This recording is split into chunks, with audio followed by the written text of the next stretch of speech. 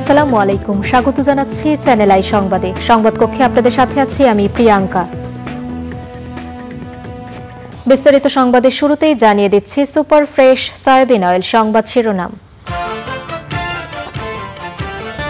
ইউক্রেনে রুশ সৈন্যদের উপর যুক্তরাষ্ট্রের দেয়া ক্লাস্টার বোমা নিক্ষেপ, প্রতিরক্ষা ব্যবস্থায় কার্যকর উন্নতি হওয়ার দাবি।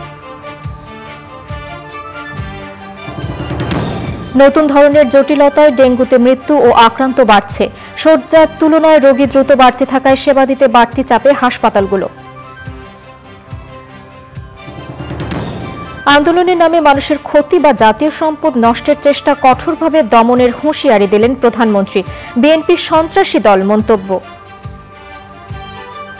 আমরা রাজনীতিতে বাধাও দেবো না, বাধা দিচ্ছি না, কিন্তু তারা কোনো রকম আবার যদি রেলে আগুন দেয় বা গাড়িতে আগুন দেয় বা মানুষের কোনো ক্ষতি সাধন করে, তারা কিন্তু ছাড়া পাবে না।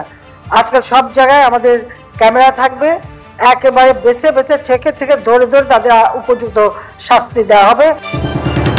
এবং ক্যাশ আউট এবং ক্যাশ ইনে গ্রাহকের খরচ কমাতে চায় বিকাশ।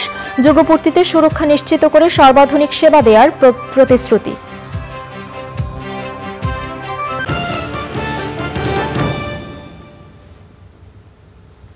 সংবাদ শিরোনামগুলো জানাচ্ছিলাম। এখনকার এই সংবাদ আয়োজন একই সঙ্গে চ্যানেল আইয়ের ইউটিউব চ্যানেলে এবং চ্যানেল আইয়ের ওটিটি প্ল্যাটফর্ম আই স্ক্রিনে লাইভ স্ট্রিম হচ্ছে। চলে যাচ্ছে বিস্তারিত সংবাদে। রুশ সামরিক বাহিনীর বিরুদ্ধে যুক্তরাষ্ট্রের দেয়া ক্লাস্টার বোমা ব্যবহার করছে ইউক্রেন। এতে প্রতিরক্ষা ব্যবস্থায় কার্যকর উন্নতি হয়েছে বলে জানিয়েছে যুক্তরাষ্ট্র। যুক্তরাষ্ট্রের দেয়া এ ধরনের অস্ত্র কিয়েভ ব্যবহার করলে পাল্টা ক্লাস্টার বোমা ব্যবহারের হুমকি দিয়েছিলেন রাশিয়ার প্রেসিডেন্ট পুতিন। তিনি বলেছিলেন, রাশিয়ার কাছে ক্লাস্টার বোমার পর্যাপ্ত মজুত রয়েছে এবং প্রয়োজনে সেগুলো ব্যবহার করা হবে। ক্লাস্টার বোমার ব্যবহার ১০০টিরও বেশি দেশে নিষিদ্ধ। এ ধরনের বোমা আঘাত হানার পর বিস্তৃত এলাকা জুড়ে মানুষকে নির্বিচারে হত্যা করতে পারে এবং এটি বেসামরিক নাগরিকদের জন্য হুমকি সৃষ্টি করতে পারে।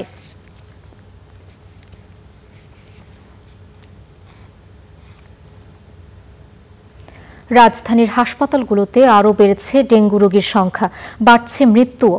বৃহস্পতিবার পর্যন্ত ২৪ ঘন্টায় ৯ জনের মৃত্যু হয়েছে। এর মধ্যে রাজধানীতে মারা গেছেন ৮ জন, ঢাকার বাইরে ১ জন। হাসপাতালে ভর্তি হয়েছেন আরও ১,৭৫৫ জন। শয্যা সংখ্যার চেয়ে অনেক বেশি রোগী হাসপাতালে ভর্তি হয়, সেবা দিতেও হিমশিম খাচ্ছে হাসপাতালগুলো। লায়লা নওশিনের রিপোর্ট। রাজধানীর মুগদা হাসপাতাল গত ৫ বছরের মধ্যে সবচেয়ে বেশি ডেঙ্গু রোগী ভর্তি হয়েছে এই হাসপাতালে। হাসপাতালটির শয্যা সংখ্যা ৫০০ হলেও এখানে ডেঙ্গু রোগী ৫০০-র বেশি। আমরা নিয়ে আসছি আজকে ৪ দিন, তখন প্লেটলেট ছিল ১,০৪,০০০, তা কমতে কমতে আসছে ১২,০০০-এ। পায়খানা রাস্তা দিয়ে রক্ত যাইতো, অনেক খারাপ অবস্থা ছিল আর কি। প্লেটলেট রেটটা অনেক কমে গেছিল, এই জন্য এখনো আছে। নারী পুরুষের পাশাপাশি এখানে সবচেয়ে ঝুঁকিতে রয়েছে শিশুরা। এখানে অনেক মশা মাছি এবং কি ফ্যানের সমস্যা, কারেন্টের সমস্যা। শরীর এখন দুর্বল অনেক, যে পেট ফাঁপা দিচ্ছে, প্রস্রাব হয় না। ফ্যান আছে, বাতাস লাগে না, মশায় ধরে। বাচ্চারা অসুস্থ হয়ে যায়, যারা সাথে থাকে তারা অনেক অসুস্থ হয়ে যায়। জ্বরে আক্রান্ত অনেকের ডেঙ্গু রিপোর্ট নেগেটিভ হলেও পরে ধরা পড়ছে ডেঙ্গু। বিষয়টিকে ভীতিকর হিসেবে ব্যাখ্যা করলেন হাসপাতালটির পরিচালক। ইদানিংকালে এই টেন্ডেন্সিটা পেয়েছি, বিষয়টা আমরা আইডিসির অবহিত করেছি। তারা বলেছে তারা এটা দেখতেছে, তারা ওপেনলি তারাই ডিক্লেয়ার করবে। তবে কিছুটা অসামঞ্জস্যতা আসছে, এরকম রোগী আমরাও বেশ পাচ্ছি। হতে পারে এটা জেনেটিক কোনো মিউটেশন, হতে পারে টাইম মতো আপনি পরীক্ষাটা করেন। এখন আমার শুধু একটাই চ্যালেঞ্জ, রোগীর গতিটা কবে নাগাদ নিম্ন গতি হবে। শহীদ সোহরাওয়ার্দী হাসপাতালেও বেড়েছে ডেঙ্গু রোগীর সংখ্যা। বমি হয়েছিল, মাথা ব্যথা, প্রচণ্ড জ্বর আর কলিজা ব্যথা করছিল। ২ সপ্তাহ ধরে আমার জ্বর আর এই পেট, বুক, শরীর সব ব্যথা। ডেঙ্গু টেস্টের রিপোর্ট দ্রুত সরবরাহ করতে বলছে হাসপাতাল কর্তৃপক্ষ। আমার ইনডোরে রোগীর প্রতিদিনের রক্ত পরীক্ষা লাগতেছে, আউটডোরে ডেঙ্গু রিলেটেড অনেক পরীক্ষা বাড়ছে বা অন্যান্য পরীক্ষাগুলো সবগুলো বাড়ছে, এই জন্য হয়তো চাপটা বেশি। তারপরে আমি আপনার মাধ্যমে শুনে অলরেডি কিন্তু প্যাথোলজি বিভাগকে বলে দিয়েছি যে ডেঙ্গুদের জন্য আলাদাভাবে কর্নার খুলে যাতে ডেঙ্গু রিপোর্টটা আমরা দিলে না করি, যেন প্রতিদিন এটা প্রতিদিন পাই, এই ব্যবস্থা নিচ্ছি। বর্তমান প্রেক্ষাপটে আগস্টে ডেঙ্গু পরিস্থিতি আরও ভয়াবহ হওয়ার আশঙ্কা করছেন চিকিৎসকরা। এজন্য জনগণের সচেতনতার পাশাপাশি রাষ্ট্রীয়ভাবে যথাযথ ব্যবস্থা নেওয়ার পরামর্শ দিয়েছেন বিশেষজ্ঞরা। Laila Nowshin, channel I, Dhaka. প্রধানমন্ত্রী শেখ হাসিনা বলেছেন, আন্দোলনের নামে বিএনপি আবার সাধারণ মানুষের ক্ষতি বা জাতীয় সম্পদ নষ্ট করার চেষ্টা করলে তাদের কঠোরভাবে দমন করা হবে। চট্টগ্রাম ঢাকা রেলপথের আখাউড়া লাকসাম রেল অংশের 2 লেন প্রকল্পের উদ্বোধন করে প্রধানমন্ত্রী বলেন, বিএনপি সন্ত্রাসী দল, তারা সন্ত্রাস ছাড়া কিছুই বোঝে না, তাদের বিষয়ে সবাইকে সতর্ক থাকতে হবে। সাদি মাহমুদের রিপোর্ট। ঢাকা চট্টগ্রাম রেলপথের আখাউড়া থেকে লাকসাম পর্যন্ত 72 কিলোমিটার অংশে আগে রেল লাইন ছিল একটি। এখন ডুয়েল গেজ রেলপথের মধ্য দিয়ে ঢাকা চট্টগ্রাম রুটে আন্তনগর ট্রেনের যাতায়াত সময় 1.25 ঘন্টা থেকে 1 ঘন্টা কমে আসবে। এই লাইনে একসময় শুধু মিটার গেজ ট্রেন চলতে পারত, তবে এখন থেকে মিটার গেজের পাশাপাশি ব্রড গেজ ট্রেনও চলতে পারবে। প্রধানমন্ত্রী শেখ হাসিনা গণভবন থেকে অনলাইনে যুক্ত হয়ে আখাউড়া লাকসাম রেল অংশের 2 লেন প্রকল্প উদ্বোধন করেন। প্রধানমন্ত্রী শেখ হাসিনা বলেছেন, অলাভজনক হওয়ার দোহাই দিয়ে বিএনপি একসময় রেল বন্ধ করার পদক্ষেপ নিয়েছিল, আর আওয়ামী লীগ সবসময় মানুষের কল্যাণে রেলের বিস্তারে কাজ করেছে। রেল এমন একটা চলাচল ব্যবস্থা যেটা সাধারণ মানুষ সব থেকে বেশি ব্যবহার করে থাকে, আর একই সাথে অল্প খরচে অনেক বেশি পণ্য পরিবহন করা যায় আর যাত্রীও পরিবহন করা যায়। আমাদের দুর্ভাগ্য হলো যে এই রেল লাইন বন্ধ করে দেওয়ার পদক্ষেপ নিয়েছিল বিএনপি ক্ষমতা আসার পর। বিএনপি ক্ষমতা এসে তারা রেল বন্ধ করবে কেন? রেল লাভজনক না, লোকসান। কাজে ওয়ার্ল্ড ব্যাংকের পরামর্শে এই রেল তারা বন্ধ করে দেওয়ার পদক্ষেপ নেয়। ঠিক সেই সময় আওয়ামী লীগ সরকার আসে তারপরে, এবং আওয়ামী লীগ আসার পর থেকেই কিন্তু আমরা এই রেল আবার যাতে উন্নত হয় তার পদক্ষেপ নিই। বিএনপিকে সন্ত্রাসী দল উল্লেখ করে প্রধানমন্ত্রী বলেন, আন্দোলনের নামে তারা আবার জানমালের ক্ষতি করতে চাইলে কোনো ছাড় দেওয়া হবে না। বাংলাদেশের জনগণ নৌকা মার্কায় ভোট দিয়ে আওয়ামী লীগকে সরকার গঠন করে জনগণের সেবা করতে সুযোগ দিয়েছে বলেই কিন্তু আজ এই কাজগুলি করতে পেরেছি। কাজে জনগণকে বলবো, ওই সন্ত্রাসী বিএনপি জামাতের হাত থেকে যেন তারা নিজেদেরকে রক্ষা করে, এদের সম্পর্কে যেন সচেতন থাকে। কারণ এরা ধ্বংস করতে জানে, এরা সৃষ্টি করতে জানে না, এরা ধ্বংস করতে জানে, এরা মানুষকে কিছু দিতে জানে না, এরা লুটপাট করতে পারে, দুর্নীতি করতে পারে, নিজেদের আখের গোছাতে পারে, মানি লন্ডারিং করতে পারে। এরা ওই লুটপাট, সন্ত্রাস, বোমাবাজি, জঙ্গিবাদ এগুলি ছাড়া আর কিছুই পারে না। এদের হাত থেকে দেশবাসী রক্ষা পায়, সেটাই আমরা চাই। আমরা রাজনীতিতে বাধাও দেবো না, বাধা দিচ্ছি না, কিন্তু তারা কোনো রকম আবার যদি রেলে আগুন দেয় বা গাড়িতে আগুন দেয় বা মানুষের কোনো ক্ষতি সাধন করে, তারা কিন্তু ছাড়া পাবে না। আজকাল সব জায়গায় আমাদের ক্যামেরা থাকবে, একেবারে বেছে বেছে ছেকে ছেকে ধরে ধরে তাদের উপযুক্ত শাস্তি দেওয়া হবে। রেল দুর্ঘটনা কমাতে সাধারণ মানুষের পাশাপাশি সংশ্লিষ্ট সবাইকে সচেতন থাকার আহ্বান জানান সরকার প্রধান। সাদি মাহমুদ, চ্যানেল আই, ঢাকা। মাথায় ইট দিয়ে আঘাত করার পর পলিথিনে ভরে ডাস্টবিনে ফেলে দেওয়া হয় এক নবজাতককে। এত কিছুর পরও বেঁচে যায় শিশুটি। রূপগঞ্জ থেকে উদ্ধার হওয়া ওই শিশুর হাসি এখন মুগ্ধ করে মাতুয়াইলের শিশু মাতৃ স্বাস্থ্য ইনস্টিটিউটের চিকিৎসক আর সেবিকাদের। লড়াকু শিশু জান্নাতের খবর জানাচ্ছেন মোস্তফা মল্লিক। গত 13 মার্চ রাতে নারায়ণগঞ্জের রূপগঞ্জ উপজেলার গোলাকান্দাইল ইউনিয়নের এক ডাস্টবিন থেকে একটি নবজাতক উদ্ধার করা হয়। শিশুটি পলিথিনে মোড়ানো, নরম হাত পা আর শরীরের বিভিন্ন অংশ কামড়েছে বিষাক্ত পোকা। 14 মার্চ শিশুটিকে ঢাকার মাতোয়াইলের শিশু মাতৃ স্বাস্থ্য ইনস্টিটিউটের নবজাতক নিবিড় পরিচর্যা কেন্দ্রে ভর্তি করা হয়। মুমূর্ষু অবস্থায় শিশুটি লাইফ সাপোর্টে থাকে 10 দিন। তার হার্টবিট খুঁজে পাওয়া যাচ্ছিল না, তাপমাত্রা ছিল প্রায় একেবারে এতটাই নিম্নে যে আসলে থার্মোমিটারের তাপমাত্রা রেকর্ড করা যাচ্ছিল না। বাচ্চাটা করুণ পরিণতি, বাচ্চাটা মশা মাছি বিভিন্ন ইয়েতে কামড়ে বাচ্চাটা পোকামাকড়ের কামড়ে বাচ্চাটা শরীর জর্জরিত ছিল।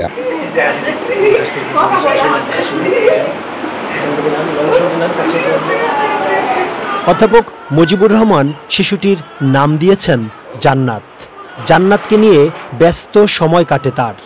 তবে জান্নাতকে নিতে আগ্রহী কোনো পরিবার পেলে দিয়ে দিতে চান তিনি। এখন তো জান্নাত আসলাম না, একেবারে পুরো ব্যস্তি ফুলের মতো। মন বোলানো হাসি না শুধু, ওকে যখন বাবা বলে ডাক দেয় বাবা, বা জান্নাত ডাক দিলে সে চারদিকে ঘুরে ফিরে তাকানোর চেষ্টা করে। জান্নাতের হাসিতে যেন সবকিছু ভুলে যান নিবিড় পরিচর্যা কেন্দ্রের কর্মীরা। জান্নাতের বয়স এখন 4 মাস 15 দিন। ডাক্তারের বুকে সেবিকাদের হাতের ছোঁয়ায় খুব ভালোভাবেই তার দিন পার হচ্ছে আনন্দে উৎসাহে। চিকিৎসকরা বলছেন এই মুহূর্তে জান্নাতের সবচেয়ে বড় প্রয়োজন হচ্ছে একটি পরিবারের। হয়তো সেই পরিবারটি জান্নাতের মিলবেও, কিন্তু বড় প্রশ্ন হয়ে দেখা দিয়েছে যে বাবা এবং মা এই জান্নাতকে পৃথিবীতে এনেছিল তারা কারা। সবারই প্রশ্ন, এত পাষণ্ড হতে পারে কোনো মা, কোনো পিতা? ঢাকার শিশু মাতৃস্বাস্থ্য ইনস্টিটিউট থেকে Mostafa Mallik, channel I. Cash out এবং ক্যাশ ইনে গ্রাহকের খরচ কমানোর সাথে সুরক্ষা নিশ্চিত করে সর্বাধুনিক সেবা দিতে চায় বিকাশ। যোগপূর্তিতে বিশেষ সাক্ষাৎকারে সংস্থাটির প্রধান নির্বাহী কর্মকর্তা কামাল কাদির জানিয়েছেন, এই মুহূর্তে মোট লেনদেনের প্রায় 80% কেনাকাটা, বিল পরিশোধ সহ নানা ধরনের ডিজিটাল পেমেন্টে ব্যবহার করছেন গ্রাহকরা। এই সেবাকে শতভাগ নিতে চান তারা। 12 বছরের পথ চলায় কতটা সফল সেই প্রশ্নের জবাবে তিনি বলেন, মানুষের জন্য কিছু করতে পারার আনন্দ আছে, তবে এখনও তৃপ্ত নন তিনি। রিজভি নেওয়াজের রিপোর্ট। বিকাশ ডিজিটাল বাংলাদেশের অন্যতম পোস্টার বয়। বিশ্বজুড়ে লাল সবুজের পতাকাকে আরও গর্বিত করেছে মোবাইল ফাইন্যান্সিয়াল সার্ভিস MFS হিসেবে যাত্রা শুরু করা তথ্য প্রযুক্তি ভিত্তিক উদ্যোগটি। 2011 সালের 21শে জুলাই থেকে একের পর এক বিস্ময়কর সেবা যুক্ত হয়েছে বিকাশের বহরে। আর এই সময়ে 7 কোটি গ্রাহক আস্থা রেখেছে। এজেন্ট হিসেবে কর্মসংস্থান হয়েছে 3 কোটি 30 লাখ মানুষের। গ্রাহক বান্ধব সেবা দেওয়ায় টাকা লেনদেনের সমর্থক শব্দ হয়ে গেছে বিকাশ করা। যে কোনো ট্রানজাকশন করে 100 টাকার মধ্যে সেটা যতবারই করুক, শতবার করলে কোনো খরচ নাই। 5 জন পর্যন্ত তো সার্টেন অ্যামাউন্ট পর্যন্ত 25,000 টাকা পর্যন্ত কোনো P2P-তে কোনো খরচ নেই। একটা সার্টেন সেগমেন্টের জন্য ক্যাশ আউটটাকে খরচ কমিয়ে আনার জন্য যত ডিজিটালি ব্যবহার হবে, জনগণ যত ব্যবহার করবে তত খরচ কমে আসবে। ডিজিটাল পেমেন্টের উপরে কোনো খরচ নেই।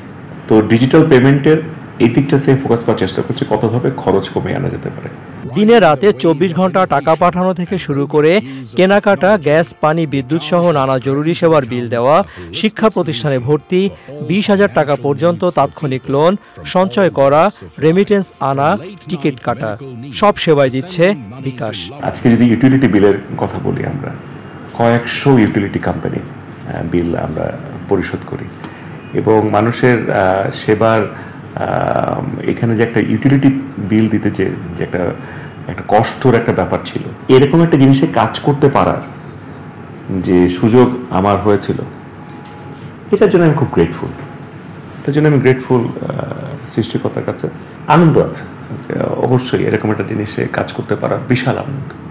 আমেরিকা এই সুযোগ তো আমাকে দিবে না, যে শুধু যে মানে, আর তাছাড়া বাংলাদেশে তো জন্ম হওয়াতে, আপনি 71-এ জন্ম হওয়ার জন্য শুধু বলছি না, বাংলাদেশের প্রতি আমাদের একটা কমিটমেন্ট তো সবার আছে। ব্র্যাক ব্যাংকের সহযোগী সংস্থাটির পরিচালনা পর্ষদে রয়েছে যুক্তরাষ্ট্র ভিত্তিক মানি ইন মোশন LLC, বিশ্বব্যাংক গ্রুপের IFC, Bill and Melinda Gates Foundation, জাপানের সফট ব্যাংক এবং চাইনিজ টেক জায়ান্ট অ্যান্ড গ্রুপের Alibaba. Rizvi Newaz, channel I, Dhaka. দর্শক, এবারে আইস্ক্রিন নারী বিশ্বকাপ ফুটবল 2023।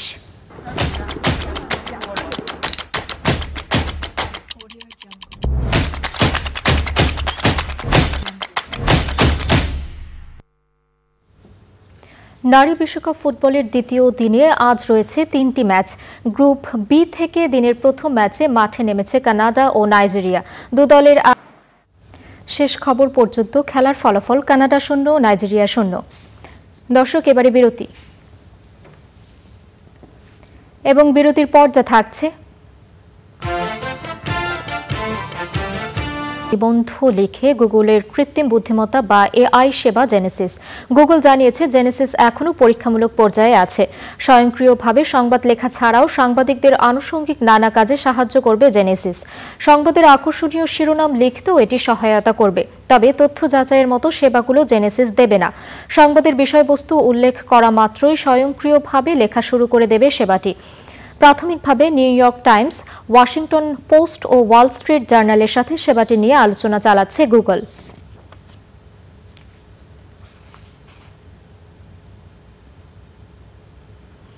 এবারে নিটোল টাটা কৃষি সংবাদ।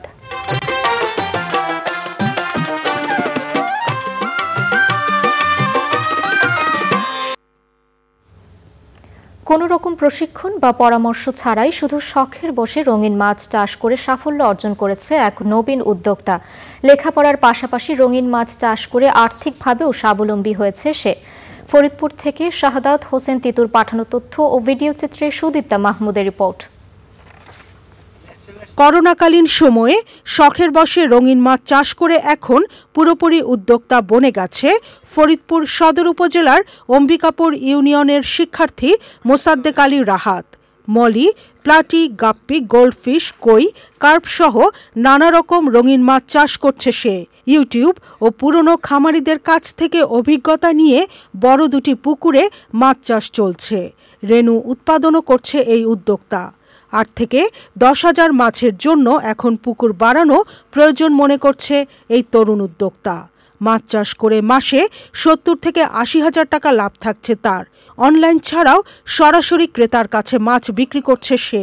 ৮ থেকে ১০,০০০ পিস মাছের চাহিদা পূরণ করতে হলে আমার পুকুর দরকার মিনিমাম হচ্ছে ৪ থেকে ৫টা, কিন্তু আমার কাছে এখন পুকুর আছে দেখা গেল হচ্ছে আপনার 2টা।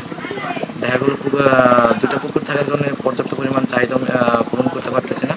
এখন আমার পরবর্তী স্টেপ যদি আমি নিই, যদি আমার যথার্থ ফান্ড থাকে, তাহলে আমার ইচ্ছা হইতেছে আরো পুকুর বাড়া। মাছের খামার পরিচর্যা কয়েকজন শ্রমিক কাজ করছে তার খামারে। অনেকেই আগ্রহ নিয়ে রঙিন মাছ চাষ দেখতে ও শিখতে আসছেন। পড়ার গাফিলতি করবো না, এর মাধ্যমে আমি করব, কিন্তু আমি এইগুলো দেখে আশ্চর্য হইতেছি যে ও কেমনে এইগুলা এত্তান। প্রথমে তার যে ইনভেস্ট ছিল সেটাই এখন সেই বড় বড় মাছ দিয়ে সে রেণু পোনা করতেছে। এই রেণু পোনাও সে কিন্তু বিক্রি করতে পারে এবং রেণু পোনাও বিক্রি করবে। অনেক লোক আসে এই রেণু পোনার জন্য, এই মাছের জন্য। বেতন ভাই আমরা শ্রম দিয়ে বেতন নেই, 700 টাকা করে আমাদের শ্রমের বেতন দেয়। ট্রেনিং নিই, রাহাত সাহেবের যেভাবে দেখা দেয় আমরা ওইভাবেই করি, তাতে আমরা সফল। Sudipta Mahmud, channel I. এবারে প্রকৃতির সংবাদ।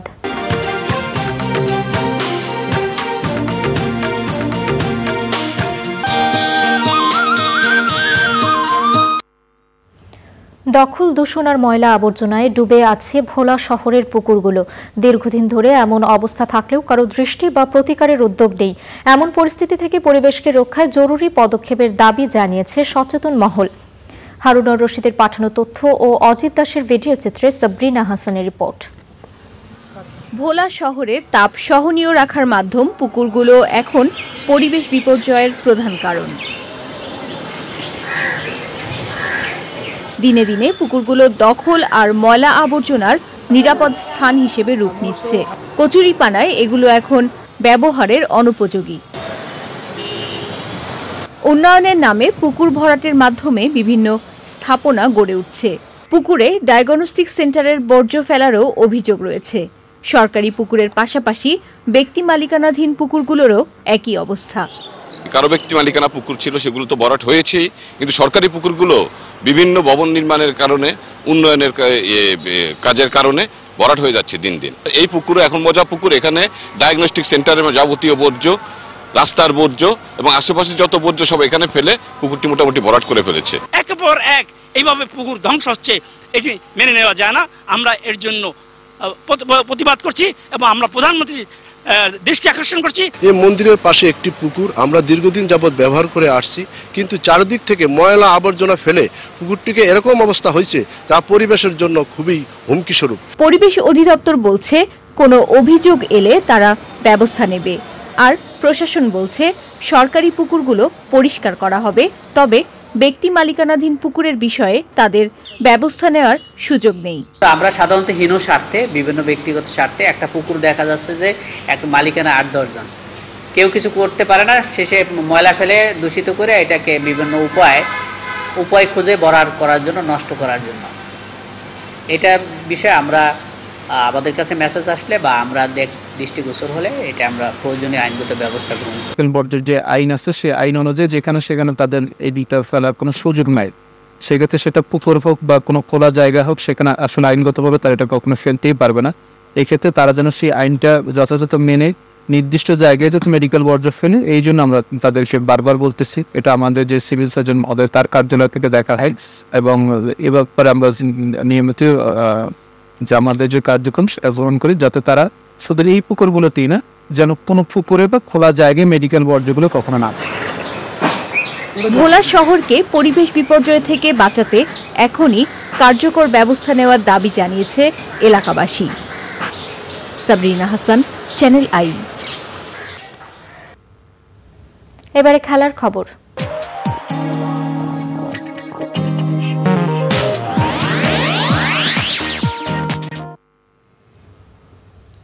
বিশ্ব ফুটবলের র্যাঙ্কিং হালনাগাদ করেছে আন্তর্জাতিক ফুটবলের সর্বোচ্চ নিয়ন্ত্রক সংস্থা ফিফা।